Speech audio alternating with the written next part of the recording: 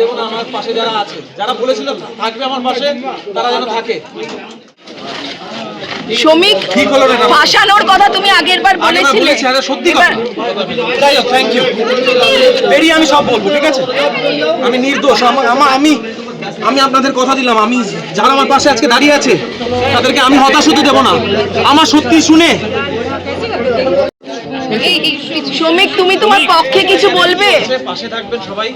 আমার সত্যিটা জানার পর আমি বেরোলে আমাকে আমার পাশে যারা আছে তাদেরকে আমি হতাশ করব। এই যে জেল কাস্টাডি হলো, এটা তো খুব মানে কি বলবে শ্রমিক তুমি? হতাশ হতে দেব না। আমার পাশে যারা আছে, যারা বলেছিল থাকবে আমার পাশে, তারা যেন থাকে।